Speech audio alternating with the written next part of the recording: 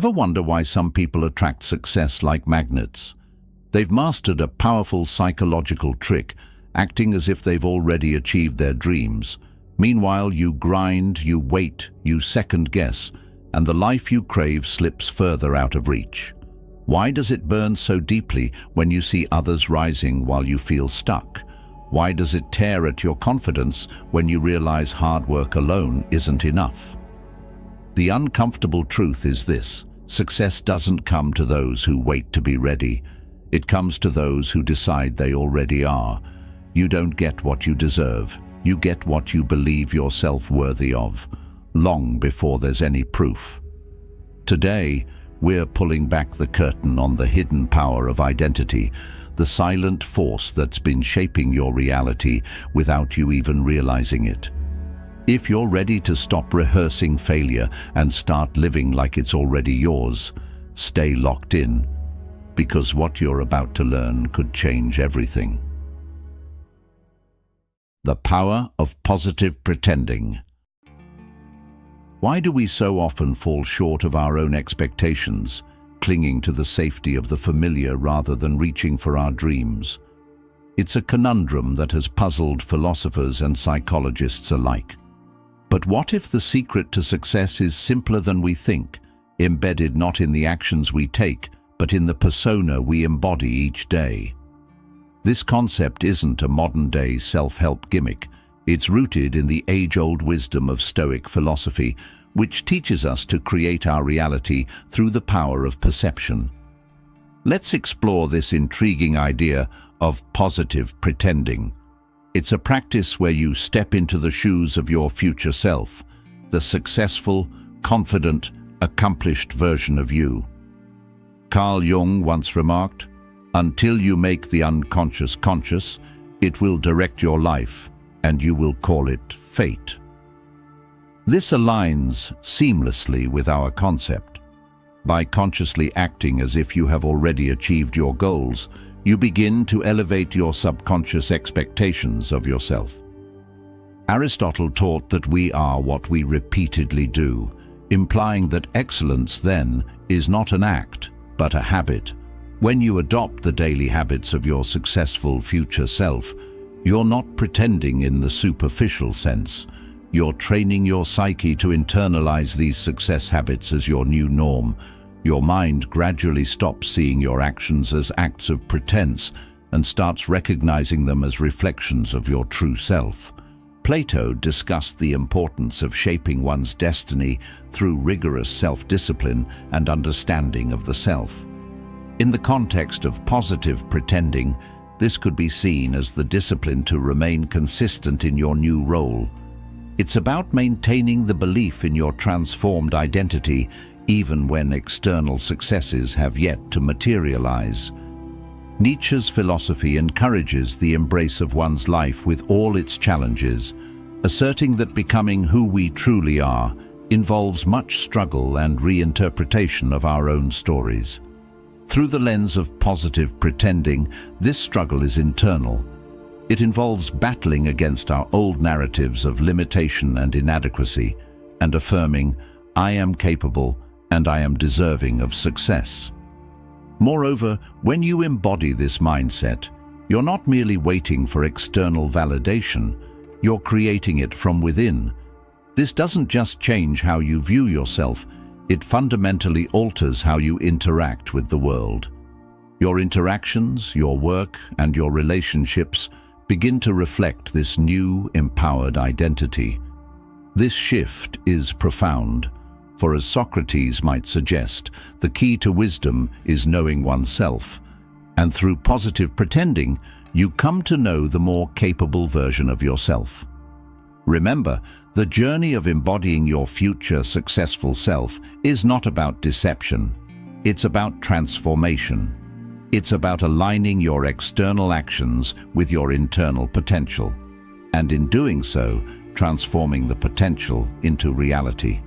Every step you take as your future self consolidates the belief in your new identity, fortifying your path to success with every act, every decision, every interaction. Visualize to materialize. Most people spend their lives waiting for a sign, a moment when they finally feel ready, confident, capable. But what if the sign you're waiting for isn't coming? What if you are the sign? You see, change doesn't happen when the world validates you. It happens when you decide to step into the future you want, right here, right now, long before anyone else can see it. The Stoics understood this deeply. Marcus Aurelius once wrote, "The soul becomes dyed with the color of its thoughts." If you think small, you live small. But if you start thinking, walking, and speaking like the person you dream of becoming, your very soul begins to reshape itself. Say you want to be the best in your field, not just competent, but truly respected, influential. How would you walk into a room? How would you greet your colleagues? How would you speak during meetings? Would you shrink yourself to fit the old version of you? Or would you carry yourself like someone who belongs at the top? You wouldn't hesitate. You wouldn't second-guess every move. You'd own the space. You'd speak with clarity and move with purpose. You wouldn't need anyone to hand you a crown. You'd wear it invisibly. This is where visualization comes into play. Not the soft, vague daydreaming we often fall into, but strategic mental rehearsal. Carl Jung said, "Your vision will become clear only when you can look into your own heart." Visualization isn't about magic. It's about clarity. It's about repeatedly reminding your subconscious who you are becoming until your nervous system responds like it's already fact. Think about it. Before an athlete wins a gold medal, before an artist paints a masterpiece, before a leader inspires millions, it happens first in the mind. Plato taught that the beginning is the most important part of the work, and this beginning is always internal. They don't wait for permission to feel like champions. They see it, they feel it. They become it inside long before the external world catches up. Now, this isn't about pretending. That cheapens the process. Nietzsche once said, "Become who you are." Acting as if you're already successful isn't faking anything. It's uncovering what's been buried under years of self-doubt, bad habits, and hesitation. It's peeling back the noise to reveal the strength that was already there. It's standing in that version of you, fully, unapologetically, until reality has no choice but to adjust around you. Every morning you have two choices. Slip back into the comfort of the familiar, or walk, talk, and think as the future you. Sharpen your image of who you're becoming. See it so vividly that it feels like memory. When you walk into your office, don't just stroll in like it's any other day.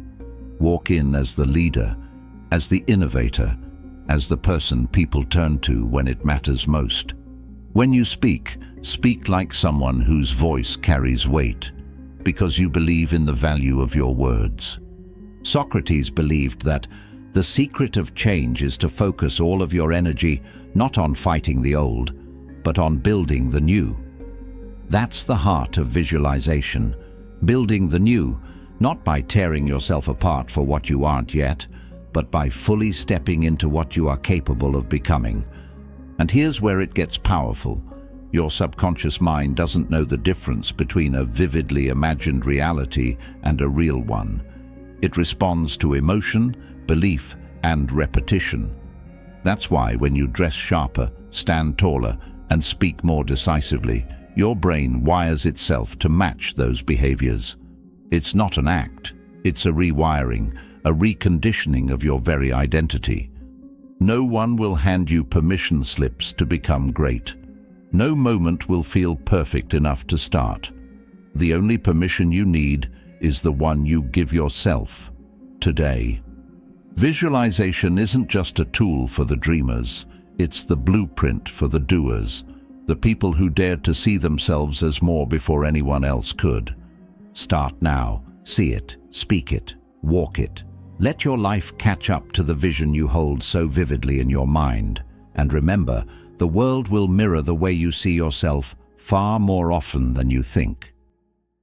The language of winners. Every day, without even realizing it, We cast spells on ourselves, not with wands or magic, but with words.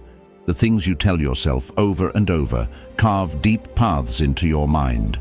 If you tell yourself you're slow, unlucky, unworthy, your mind, loyal to a fault, believes you.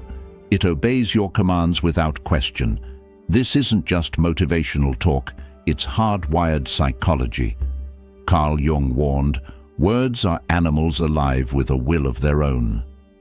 Left unchecked, your words quietly train your subconscious to either lift you up or chain you down. If you keep saying, "I'm bad at this," what happens? Your brain nods, adjusts, and makes sure you stay bad at it, because you've given it an order. But shift the language slightly. "I'm mastering this," or "I'm getting stronger every day," and suddenly your mind leans forward instead of shrinking back. Tiny changes in language, tiny ripples in thought, but over time they carve out an entirely different future. The Stoics knew this power intimately.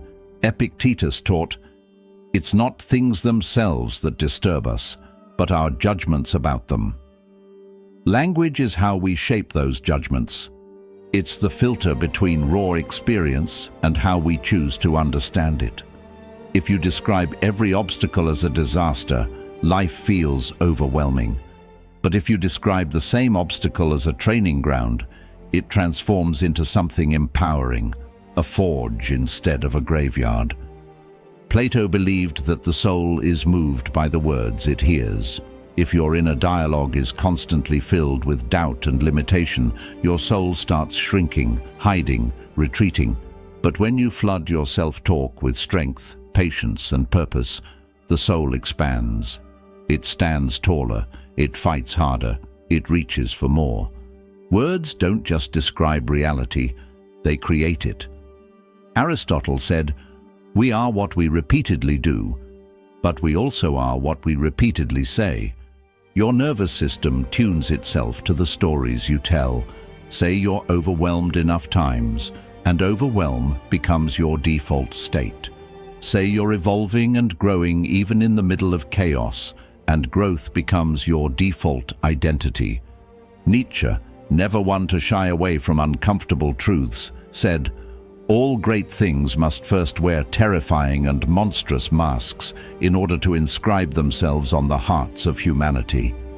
New affirmations, new languages of strength might feel unnatural, even false at first. Saying, "I am mastering this," when you still stumble and struggle, feels fake, but that's exactly the point. You're challenging the old mask. You're choosing a new story before the evidence arrives. And that discomfort, that's the threshold of change. That's the line between who you've been and who you're becoming. Socrates, with his endless questioning, would probably ask you today, why do you speak weakness into existence when strength is within your grasp? It's a question worth sitting with. Every sentence you say, whether out loud or in your mind, is a tiny vote for the person you're becoming. So, starting today, be ruthless with your words. Audit them, sharpen them. Replace "I can't" with "I'm learning." Replace "this is too hard" with "this is building me." Swap "I'm failing" with "I'm getting closer." It's not about lying to yourself. It's about choosing the frame that empowers you, not the one that imprisons you. Your vocabulary is the blueprint your mind follows. Craft it with the same care you would craft a bridge meant to carry your future self across a canyon. Strong words, steady steps. You are always one sentence away from a different path. Speak the one that moves you forward. Cultivate your environment. It's easy to blame a lack of progress on circumstances, timing, even luck. But one of the most powerful forces shaping your life, quietly, relentlessly, is the environment you allow yourself to live in every single day. And the harsh truth? If you're surrounded by chaos, clutter, noise, and negativity, you're not just struggling against the world. You're fighting your own surroundings every time you try to rise higher. The Stoics taught that while we cannot control external events, we can control our response to them, and that includes crafting the spaces we choose to inhabit. Marcus Aurelius once wrote, "The soul becomes dyed with the color of its thoughts." But your thoughts, more often than you realize, are dyed by your environment first.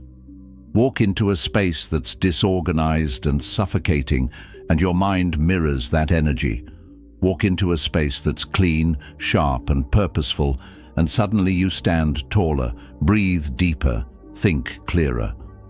It's not magic, it's architecture for your mind. Take a real, honest look around you right now. Does your environment scream future leader? Does it reflect the ambition burning quietly inside you? Or does it silently reinforce your doubts, your procrastination, your playing small? If you aim to be a creator of value, a driver of innovation, a builder of something lasting, then your environment must become the first proof of that identity. Aristotle believed that excellence was not an act but a habit, and habits thrive or die depending on the soil they're planted in. It's not about luxury, it's about intentionality. Organizing your workspace like a professional isn't just about aesthetics. It's about aligning your outer world with your inner vision. Plato once said, "The beginning is the most important part of the work." Setting up your environment to reflect excellence is that crucial beginning. You are sending signals to your brain. This is who I am. This is what I expect. This is what I'm building. Carl Jung would remind us that people don't have ideas. Ideas have people. Your environment is a living idea, a constant whispering voice reminding you who you are and what's possible for you. A messy, chaotic environment keeps you chained to old ideas about yourself. An environment curated with care, clean, intentional, forward-focused, plants entirely new ones. Nietzsche pushed the idea further, insisting that the individual must become who they are. But becoming doesn't happen in a vacuum. It happens when every corner of your life, from the conversations you have to the state of your desk, pulls you relentlessly forward toward your ideal self.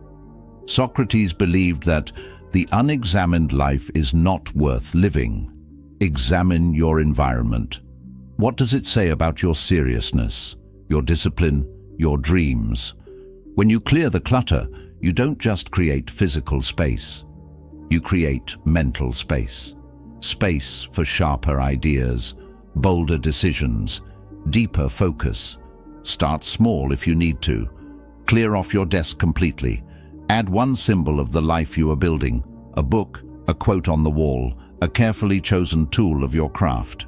Curate your surroundings like a Stoic would curate his mind, eliminating the unnecessary, sharpening the essentials.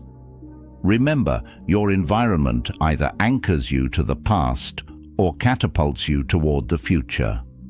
Choose carefully, because whether you see it or not, you are being shaped every minute by what you allow around you. Build a world that pushes you, reminds you, and dares you to grow into the person you are destined to become. The role of decisive action. There's a dangerous trap we all fall into sometimes, the illusion that thinking about change is the same as making it happen. We read the books, we talk about our dreams, we even plan them out in neat little journals, but somewhere between intention and execution, the momentum dies, and the future we want, it stays locked behind the door we never bothered to open. The Stoics were brutal in their simplicity about this. Marcus Aurelius said, "Waste no more time arguing about what a good man should be. Be one." In other words, stop planning, start doing. You can visualize success all day long, but without action, it's just another fantasy gathering dust in the corners of your mind. Real transformation happens when your behavior shifts, not your mood, not your wishes, but your actual lived daily actions. If you dream of being a writer, it doesn't matter how many motivational videos you watch. What matters is whether you put words on a page today, not tomorrow, not when inspiration strikes. Today. Carl Jung would say, "You are what you do, not what you say you'll do." The subconscious mind doesn't build self-esteem off good intentions. It builds it from evidence, daily proof that you are someone who keeps their promises to themselves. Every time you take decisive action toward your future self, you're stacking bricks into the foundation of your next life. Every time you delay, make excuses, or overthink, you quietly pull those bricks down. Plato understood that the world of ideals, of pure thought, was beautiful, but incomplete without action. Ideas alone don't move the soul forward. It's in the friction of execution, of stepping into the arena, that we refine who we are. The future doesn't belong to the dreamers who dream the hardest. It belongs to those who act with courage, even when the path isn't clear yet. You don't need permission. You don't need every answer. You just need to move. You want to start a business?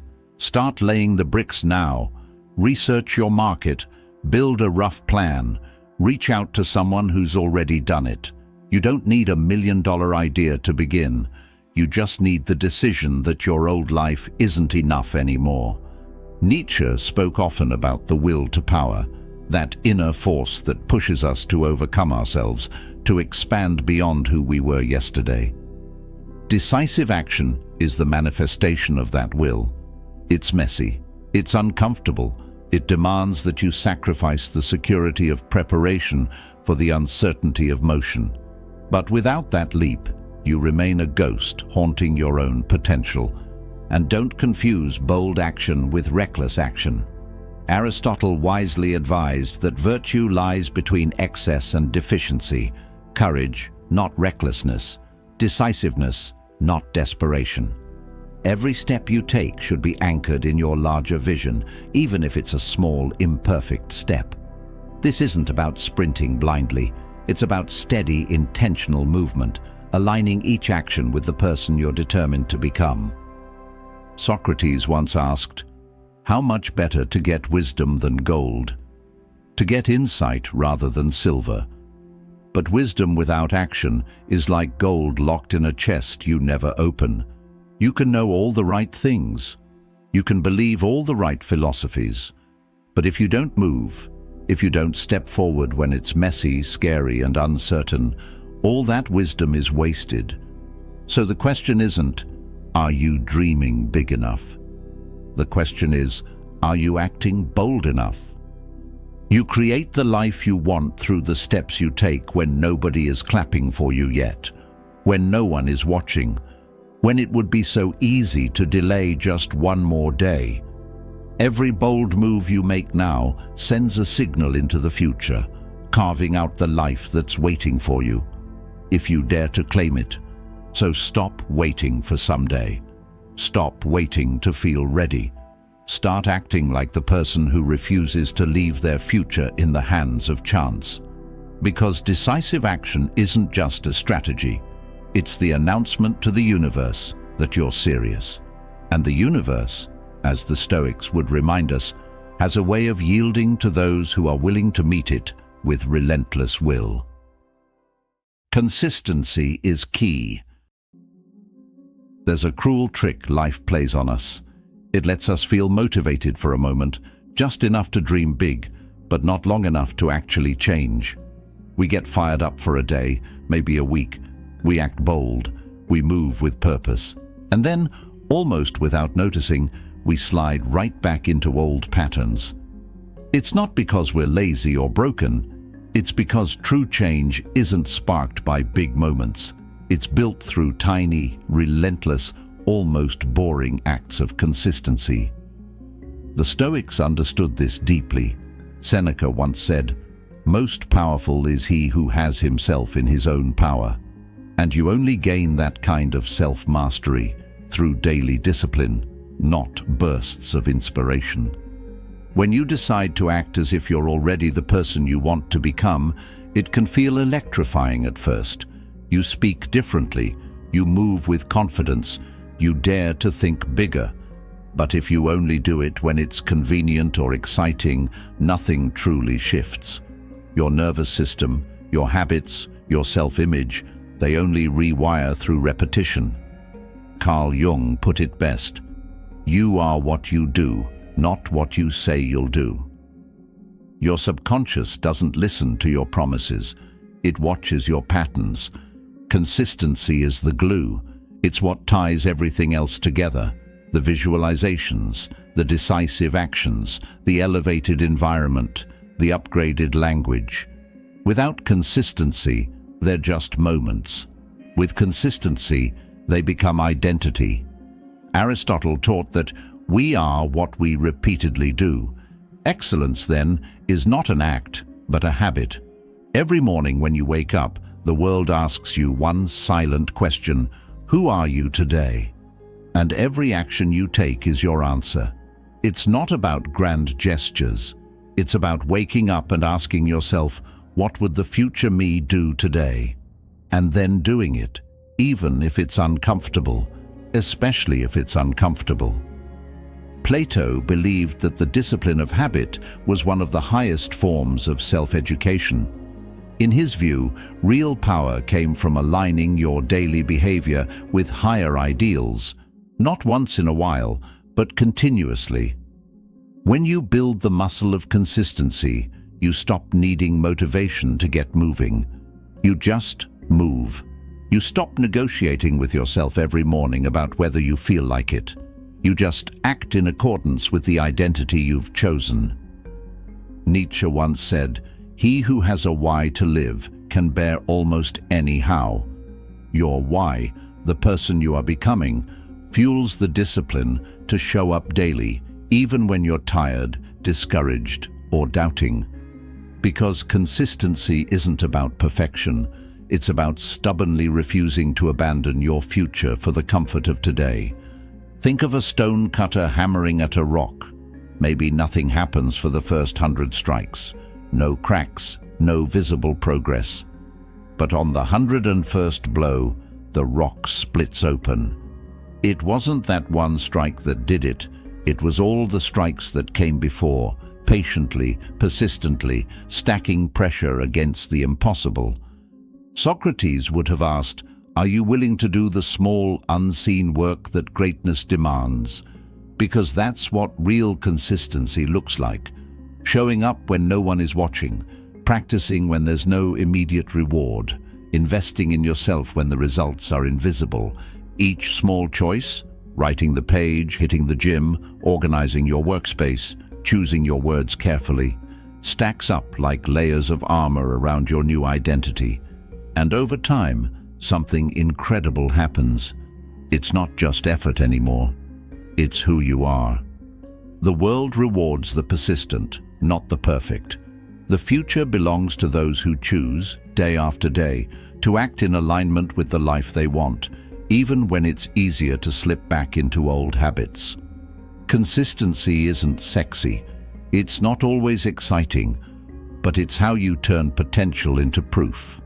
So every day, before you rush into the noise of life, take one moment. Ask yourself, what would the future me do today? Then honor that answer, no matter how small, no matter how hard. Because if you win enough of those tiny battles, you wake up one morning and realize you're no longer acting. You've become the person you were always meant to be.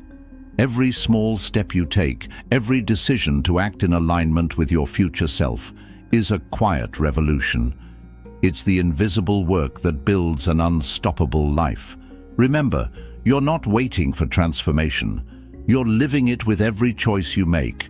Stay relentless, stay intentional, and trust that the path you're carving, even when unseen, is leading exactly where you were always meant to go.